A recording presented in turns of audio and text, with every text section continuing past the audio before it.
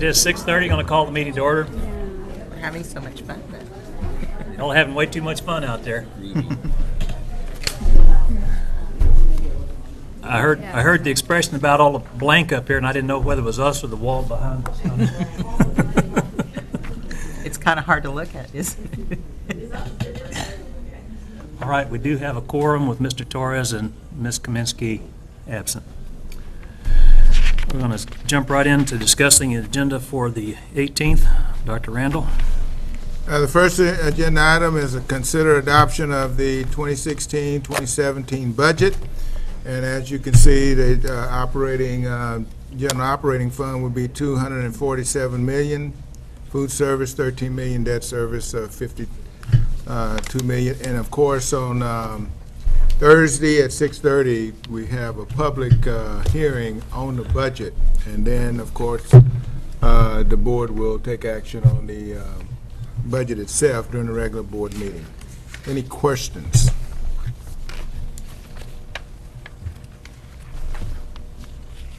I would just like to say that I feel that Ms. Ludwig and her staff did a phenomenal job, and I know that the taxpayers are very thankful that we did not have to increase tax rate this year, or at least didn't go to the taxpayers with that. We appreciate how hard you guys worked the last couple of weeks with those numbers. Yeah, I'll second that, because this has been a real moving target with the revaluation of those damaged properties, so they've done a fabulous job getting this together. Thank you. The next item is consider adoption by ordinance of the tax rate, and this is what Ms. Roberts was referencing earlier, that the tax rate approval by the board will be set at $1.39005, with $1.04 being maintenance and operation and 35 cents being INS, debt service. The next item on the agenda is consider approval of the tax appraisal roll and new property values. Each year, Patsy Schultz requests that the board approve both of those new properties and appraisal roll totals. And as you can see, there are quite a number of them.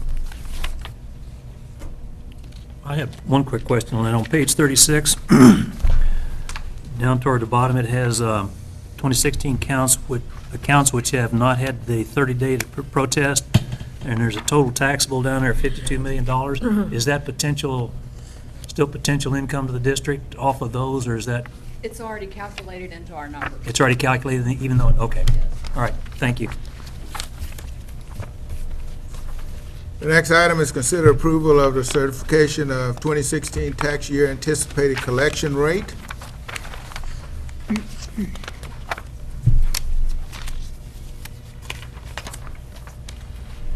The next item is consider approval of resolution for commitment of fund balance as of August 31st, 2016.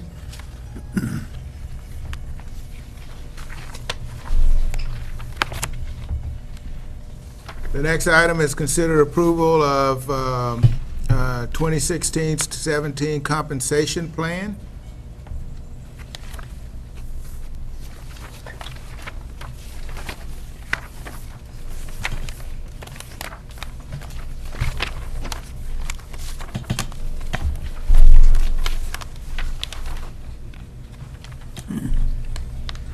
The next agenda item is consider ratification of financial and investment reports.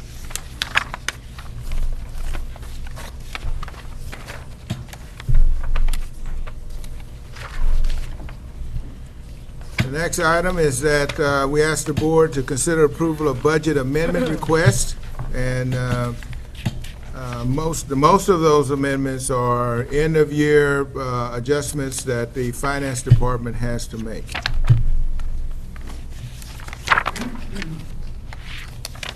The next item is consider approval of offer to purchase tax resale property. We're asking that the board approve the bid by Efren Demas for $4,000 to acquire the one tax resale property that is identified in your board book. This provides an opportunity for, even though the cost is less than the taxes, it still will then go back on the tax roll. I have a question. Ms. Ludwig.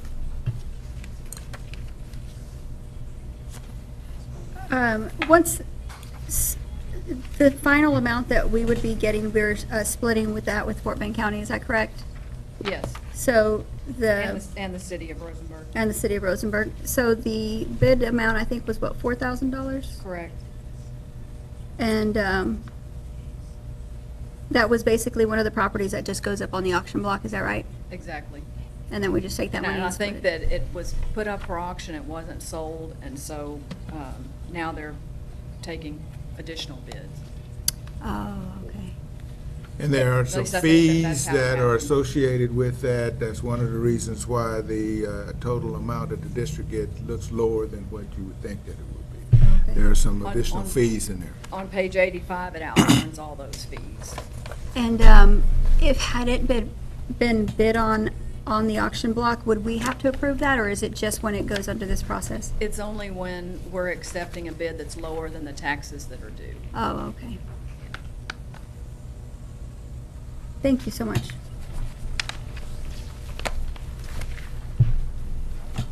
The next item is that we're asking the board to approve the purchase of 3 Ford F-150 trucks from Hellman Ford in the amount of $68,561. And these vehicles will be used by the maintenance and operations staff.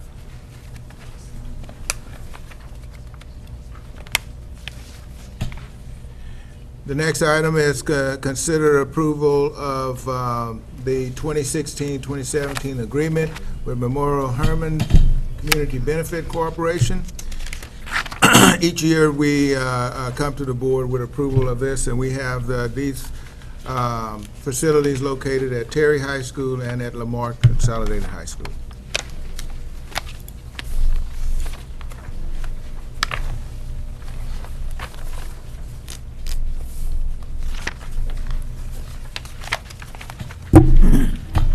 The next item is that we're asking the board to authorize Jill Ludwig, Leslie Hack, and Linda Lane to act as the superintendent's designee for approving staff requests to access to one or more TEA web applications accessed through the Texas Education Agency Secure Environment, which is, we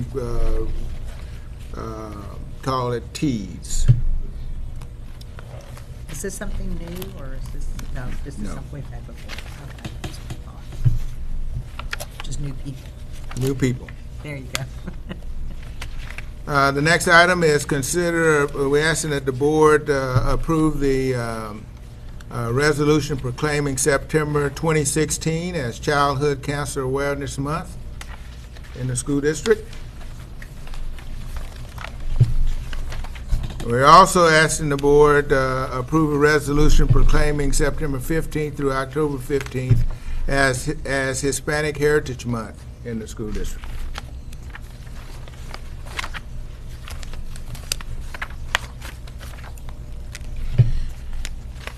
The next item is we're asking the board to approve donations to the district, and we have 3 donations that will be going to Common Threads, Foster High School, and Lamar Junior High School.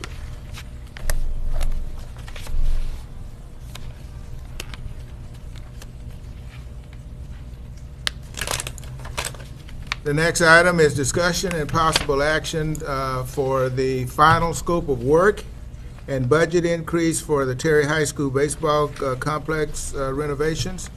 And we're going to just kind of give you just a update and kind of where we are and answer any questions that the board may have.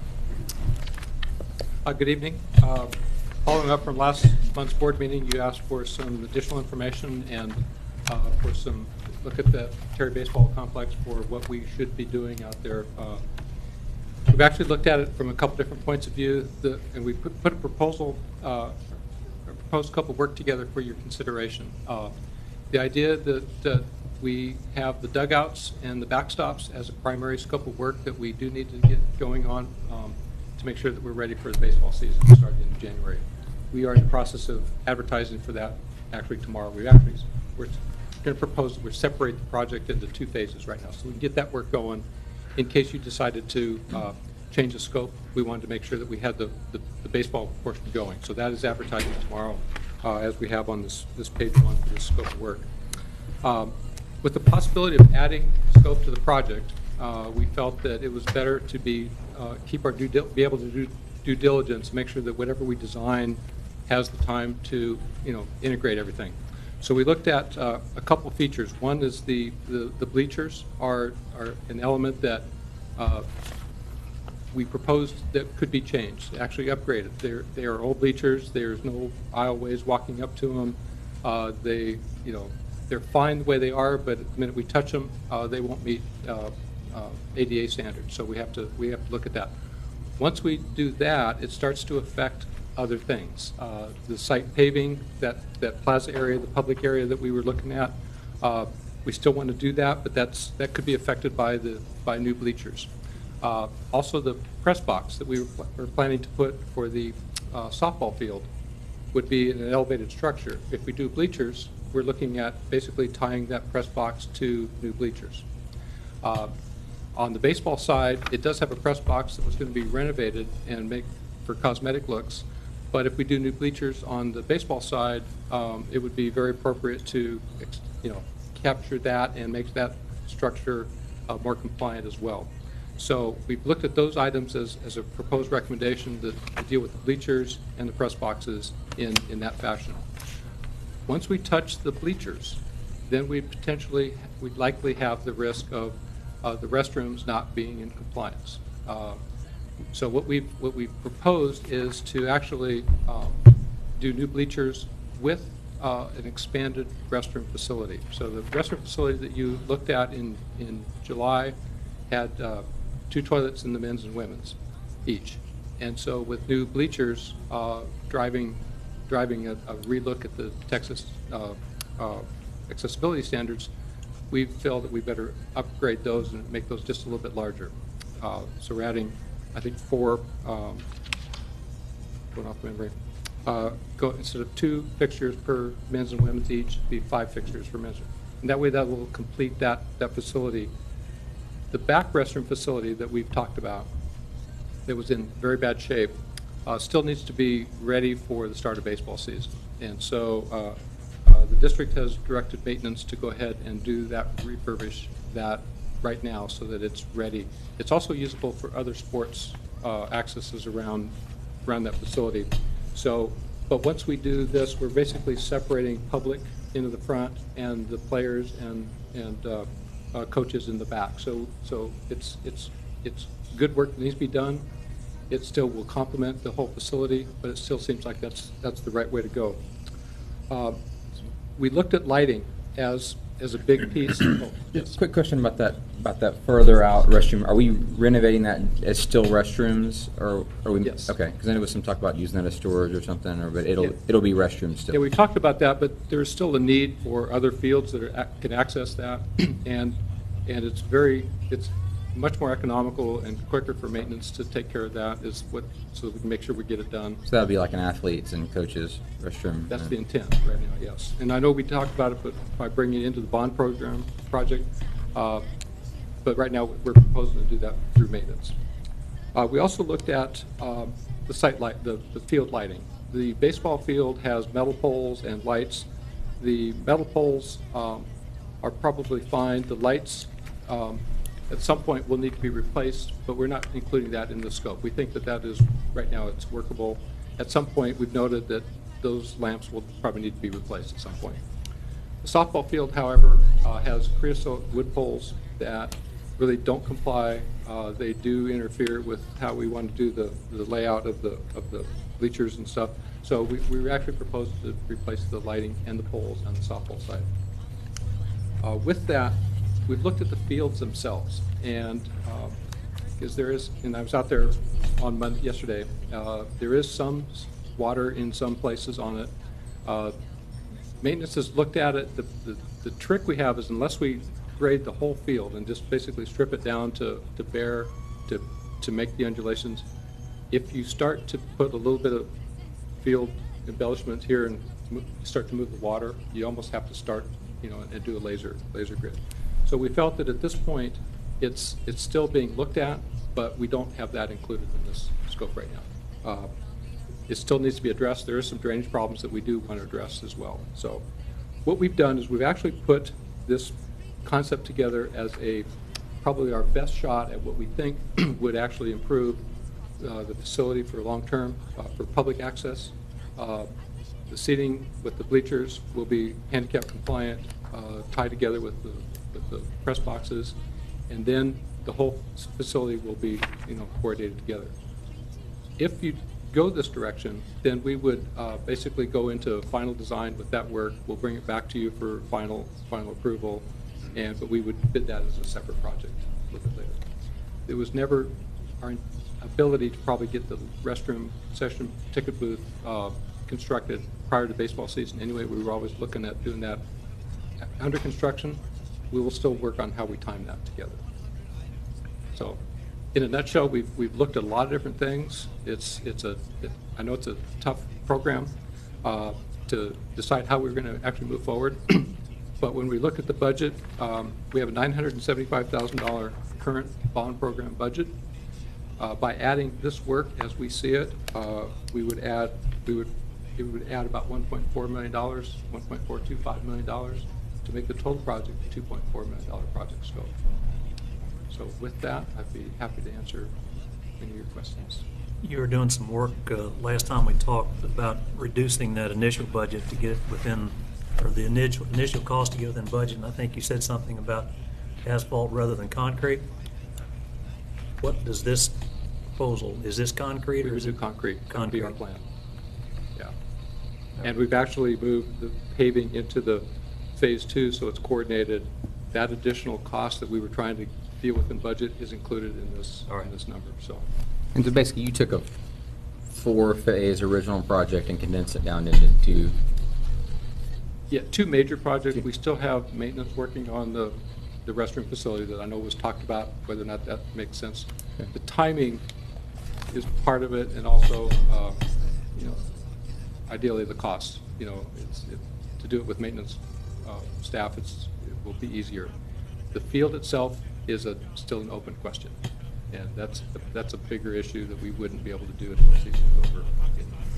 Talking about stripping it down and regrading the whole thing. Yeah.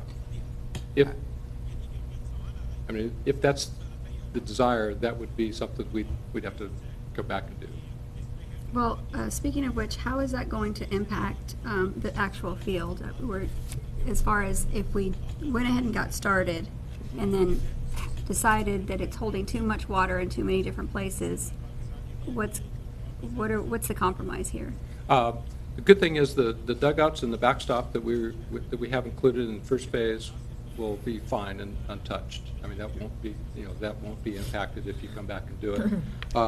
And I apologize, I forgot to mention we have outfield fencing, on both softball and baseball included in this additional scope as chain link fencing. But back to your question, we would see that could be done without damaging anything that we put in place in the beginning.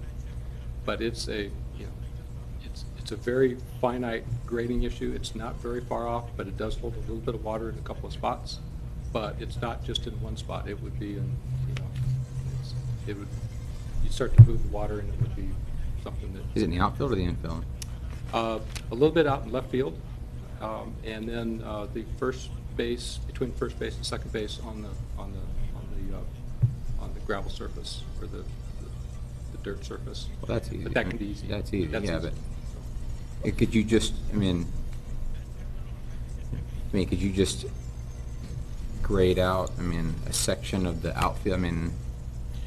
I'm not a field expert. Yeah. And there's probably some of that we can actually do now. Yeah.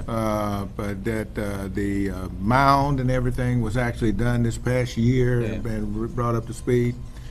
But our field specialists that we have now could take and look at and see what options we would have for being able to address those areas where it's holding water to keep us from having to take in totally.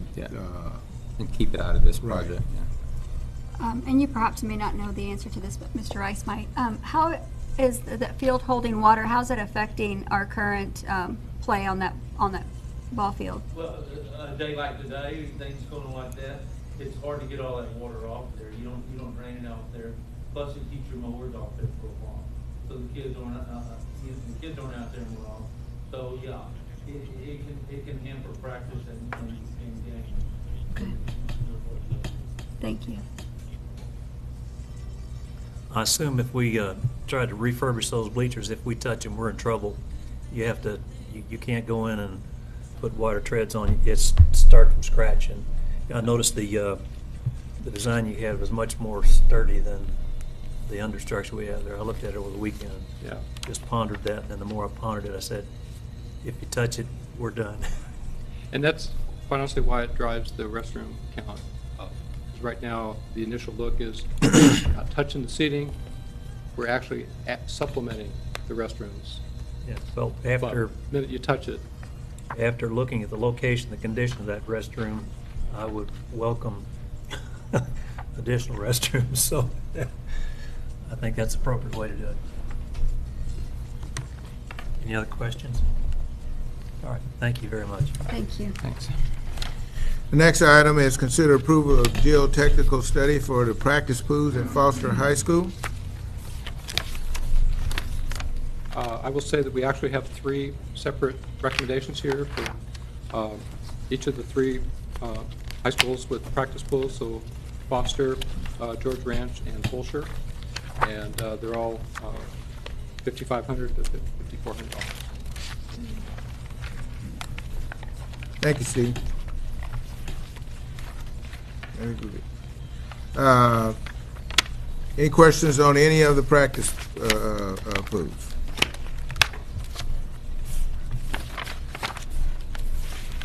The next item is surveying services for the practice pools at each one of those sites as well.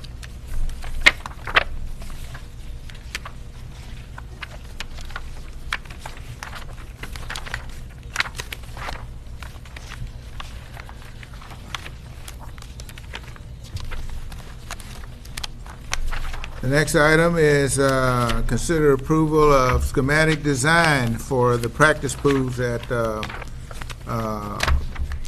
Fulshire High School and well, all 3 of those pools. Trey Snyder's here to do a presentation on the design that we have, and we will talk about it. Good. Thanks, Steve. Dr. Steenbergen, Board of Trustees, Dr. Randall. Good evening. Great to be back. So we've gone over the pools extensively. We had visited with y'all, did an update about a month ago. We've gone back to the drawing board, back to the committee, just to kind of re-discuss everything, go back through to make sure we hadn't missed anything. We've got a lot of the committee that's actually here tonight. One thing I'd like to point out to the design committee members, this is the long list. It was very well attended. We had many of those meetings, no fewer than a half a dozen. So much of the discussion, we'll roll through the slides, but obviously much of the discussion became, we went from 7 lanes to 8 lanes, made it so that we could actually use it for small competitions. We also have looked into the idea of, do we consider diving wells or no diving wells at one of the campuses or at all of the campuses? So I'll roll through. If there are any questions, I'd be happy to answer those, and we've got actually the experts behind us that can go into greater detail if necessary. Again, just as so showing, this is Foster High School. The location of the pool will be back by the softball complex, which is directly behind the junior high school.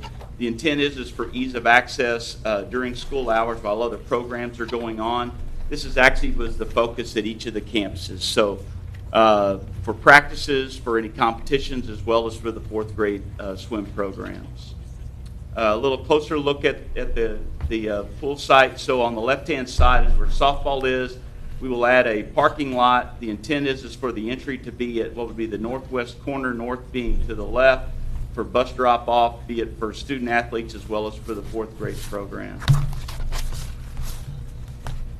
At Fulshire High School, very similar to that at Foster, we have the practice pool would be located at the south end of the high school. The future 6th grade campus would be in this location.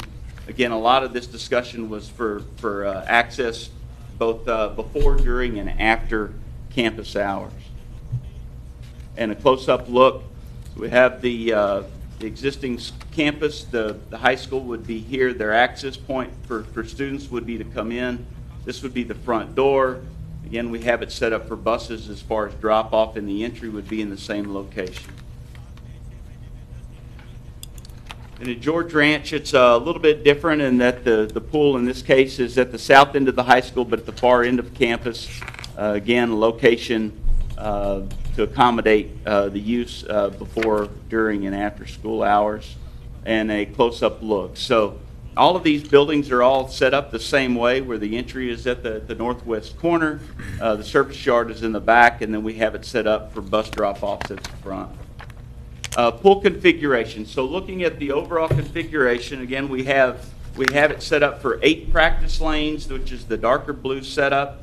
We have a transition zone, and then we have the lighter blue is the shallower water for the 4th grade program. This is more of support facilities. We have the service yard, coaches' offices in the pink.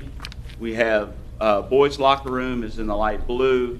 And the light shade of purple would be the girls' locker room, and then these are the restrooms that would be for the public.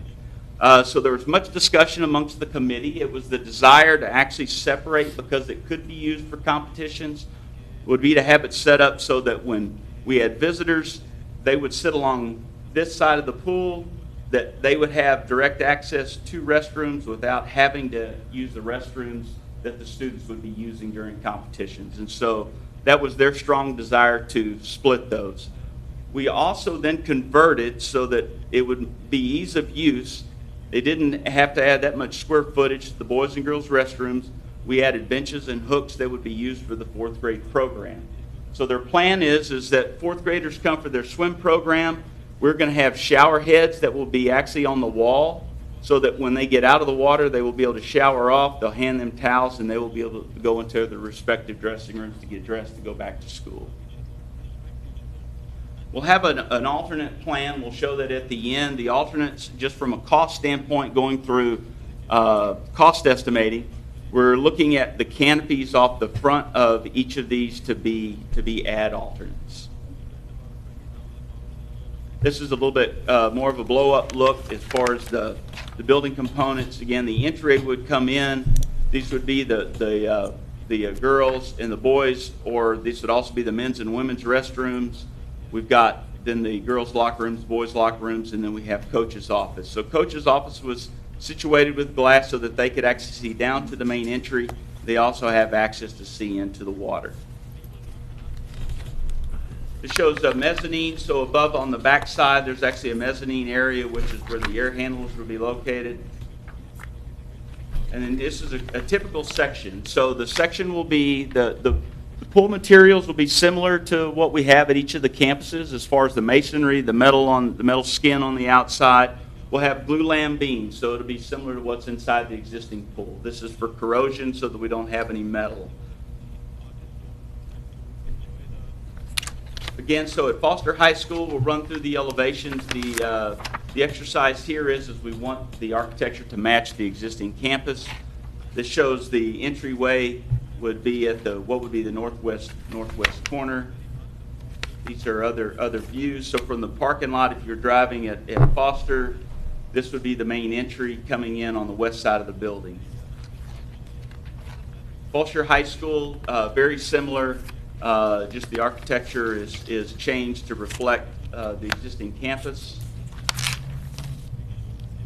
This shows the alternate elevation that shows as far as the extension of canopies off of the front. The idea would be is where buses come across, if we could extend those canopies, it just makes it easier for unloading and offloading of students.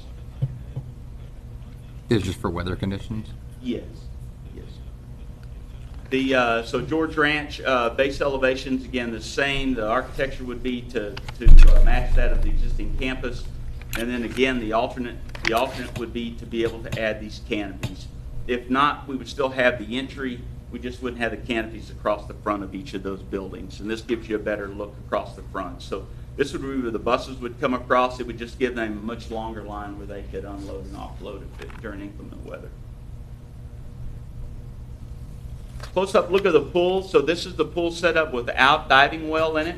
So again, we have our 8 competition lanes, we have a transition zone, and then we have our 4th grade instructional swim area at the top.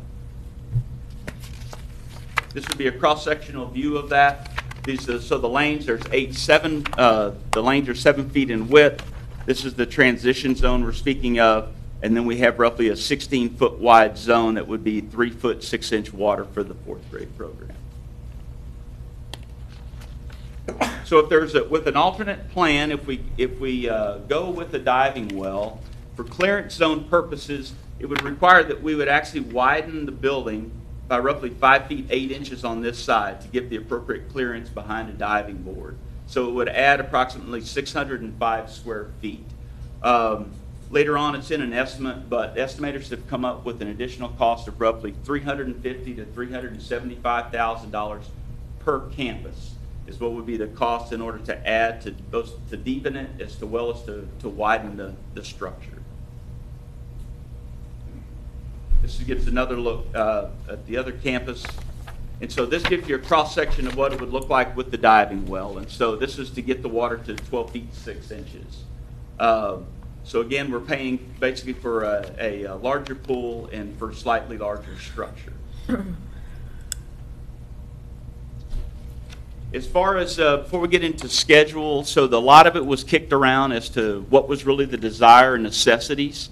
As far as the committee goes, the necessity, they did not feel at this time it was a necessity to have diving wells at all 3 or really at any one of the campuses, primarily because they still don't have a full, and they could speak to that much better than I can, but there's still actually room with the diving coach as to the number of students that the diving coach can actually handle in one session. They could always go to a second session.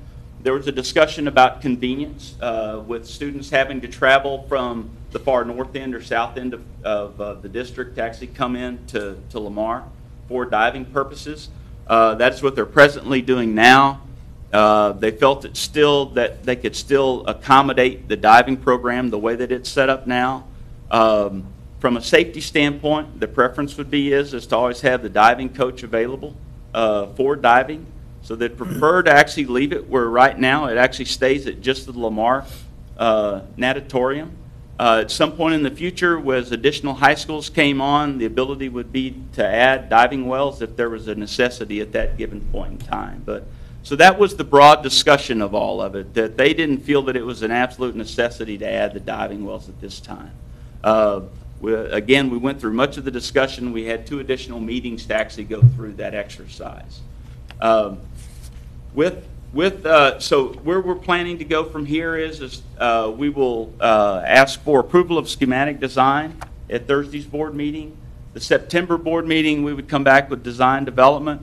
Critical dates would be to release documents in March with receiving bids mid-March. We would take that to the April board meeting with construction beginning in May of 2017 and completion August 1 of 2018. At this point in time, we basically are saying we're right at the budget, which is why we've actually taken, we had canopies on there, we've taken those off as ad alternates. So we have the canopies at Fulshear and George High School. We've also taken 25 parking spaces at each of those campuses to basically say that we are at the budgets currently. If things go well, we would be able to add those things in on bid day, after bid day. With that, we'll take any questions. I have a question. At your George Ranch facility, I noticed that you have a lot less stone on that particular building than you do on the other. Was there I know that you're designing it to try to fit the...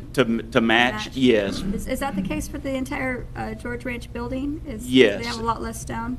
Okay. It does. It has a wainscot, has a stone wainscot, and then there's basically metal panels. The walls at George Ranch are metal, it's metal siding. Mostly, okay. Yes. Further questions?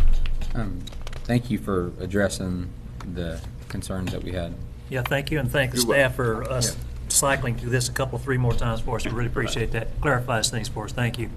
It's Thank worth the time, we think. So.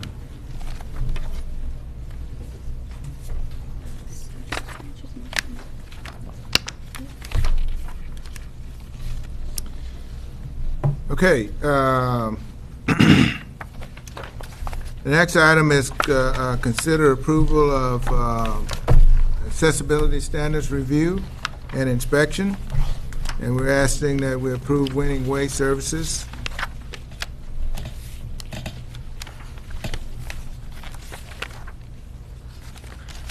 The next item is consider approval of CSP for the Huggins Elementary School driveway improvements. And we're asking that the board approve Bass Construction Company for the construction of Huggins Elementary driveway improvements in the amount of $585,000. Next item, we're asking the board to approve CenterPoint Energy temporary electrical services fees for Lindsay Elementary in the amount of $2,022.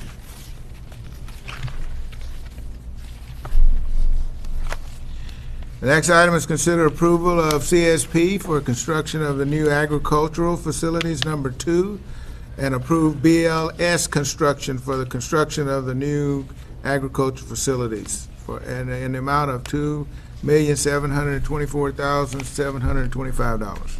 If I read my background correctly, that is well under budget, correct? Fantastic, thank you. And there were a couple of corrections, board members, at your table.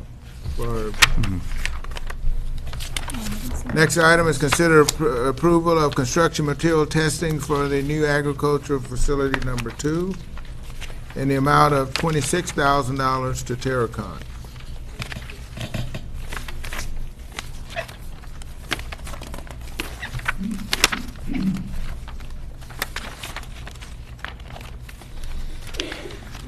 The next item is we ask the board to approve CenterPoint Energy street light agreement for Arredondo Elementary in the amount of $22,287.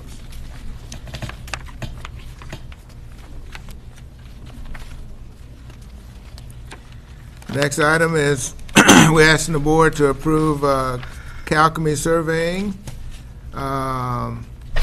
for typographic, I'll get it out in a minute, topographic services for the support services facility in the amount of $11,000.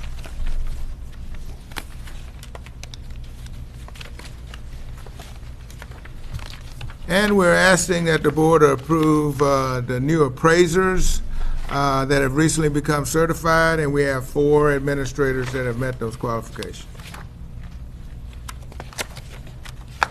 Mr. Chairman, those are all of the action items. Very good, thank you, Dr. Randall. Information items. Any, go ahead. Good. The person, the State of Texas assessments of academic readiness, that was interesting. Anybody have any questions, comments on that? Are we going to have any kind of presentation about any of this? We actually can provide the board with a presentation on Thursday.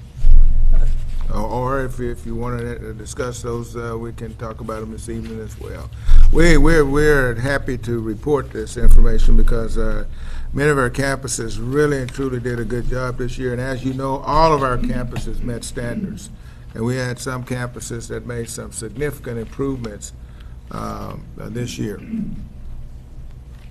Would you like a presentation, Ms. Danziger, or are you happy? That's up to the rest of the board if they want. I don't know that I wouldn't mind having one. I don't know that I would want to put the pressure on the staff to have one prepared for Thursday.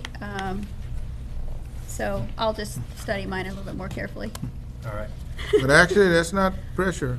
They don't mind sharing the information at all. So. He's probably ready back there.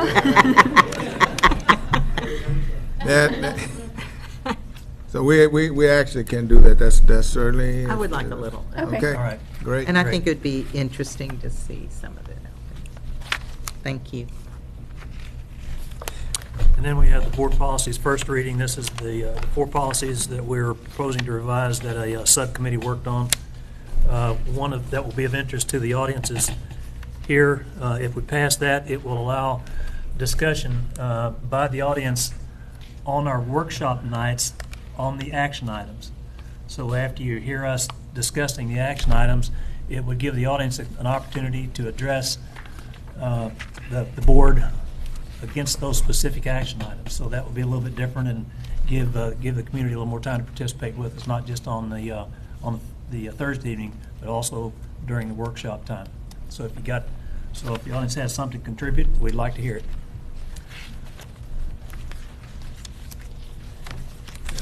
Let's see. And then, Mr. Chairman, we would just answer any questions on any of the information items that are remaining, because they're primarily all reports, with the Right. exception of, we really are getting some good numbers back for the remarketing of the bonds. That is going to be pretty exciting, so. Yes, that looked great. I would, if we're this far along, I would like to address the transportation update, if we're far enough down, unless there's someone else who wants Unless to. we have something else, we can go to the transportation update.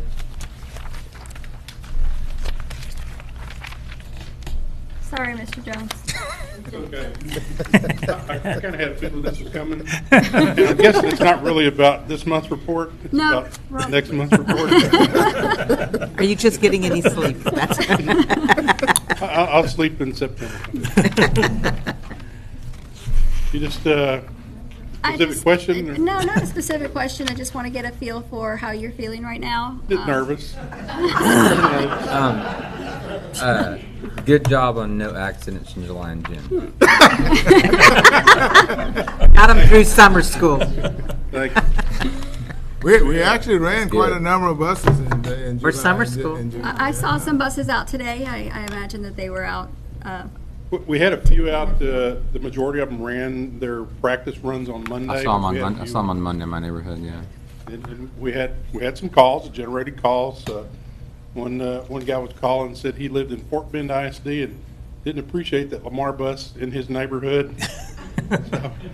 So it's you have it was anyone actually with he was actually over by Adolphus, so the bus was very close to the mark anyway. It was pretty much where it was supposed to be. We're a little nervous. I'm very nervous right now, and always am this time of the year.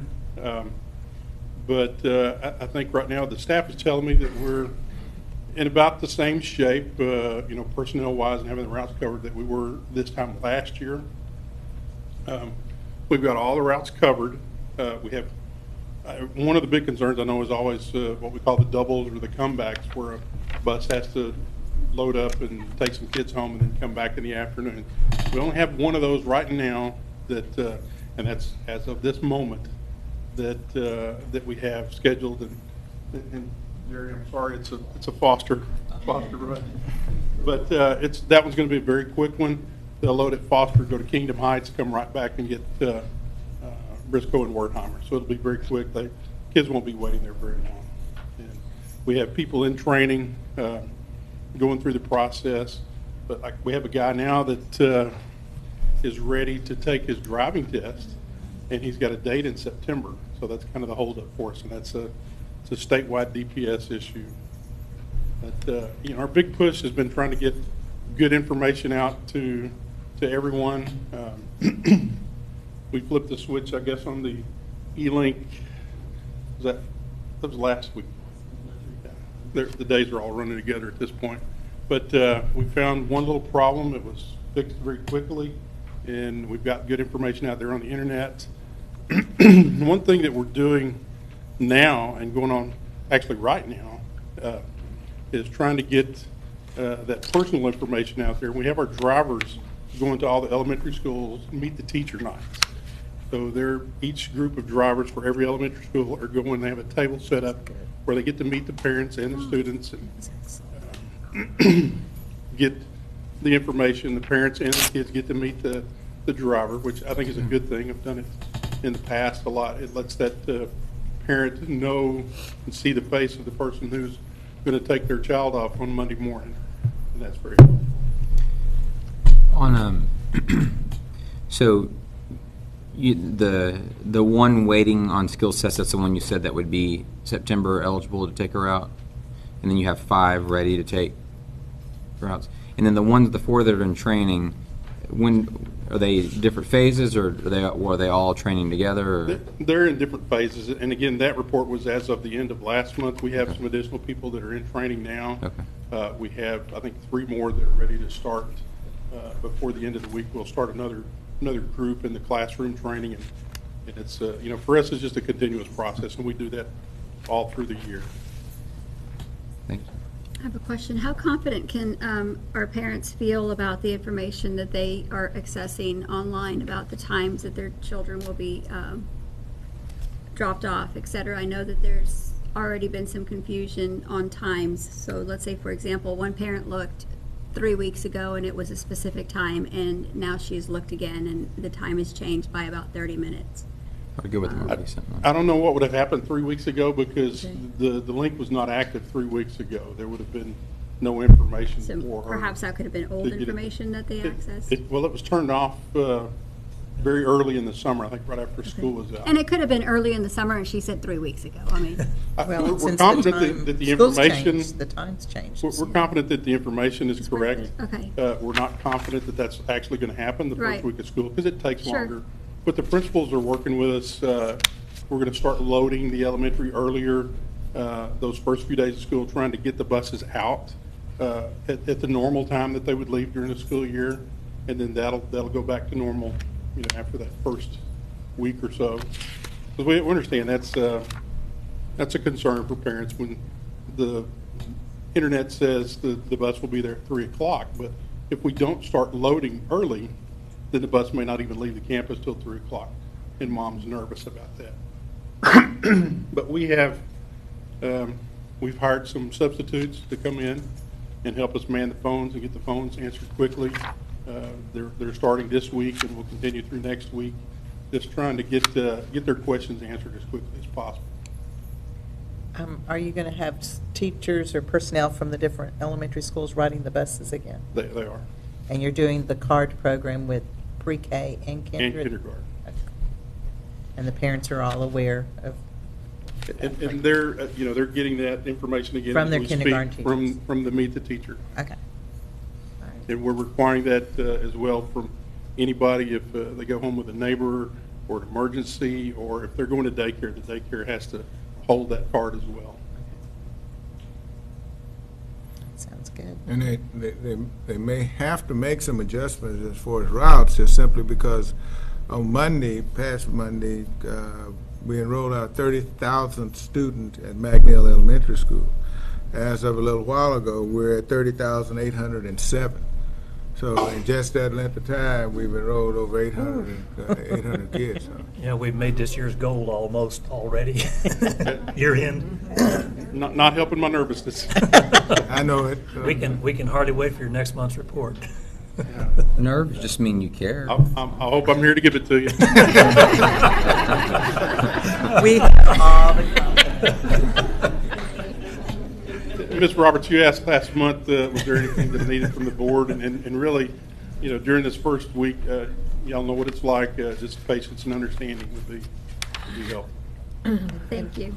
Thank you, appreciate it. We will. Thank you very much. We'll let them know. Thank you. I It's have not easy.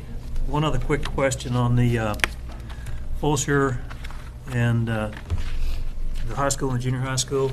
How are we performing against budget since we're about to wrap that up? I couldn't find any numbers in here that told me about where we were. Can you just give me a...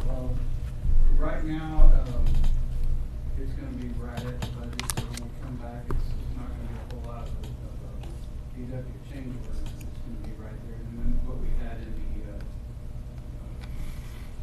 project budgets will be right about the same. All right. All right. It's going to go right down to the contract amount. All right. Thank you. I have a question, Mr. McKeever. I don't see it on this one, but some of our extra projects with extra bond money was fencing. Yes, ma'am. Do we have like a time frame for when we're going to start that? Well, we've been trying to start at the first go-around. We had no bidders on that project, 0. And so we went back and revamped it, and it's out on the street right now. Oh, okay. Yes, ma'am. I understand part of the problem, we ran into the flood issues that wiped Yes. out all the fencing, so all the fencing contractors are already busy, so that complicated our bid process. But it's back out. Yes, ma'am. Thank you. All right, if we have no other discussion, we will move to closed session. We'll adjourn to closed session pursuant to Texas Government Code Sections 551.071, 551.072, 551.074, and 551.082 of the Open Meetings Act at 7:20.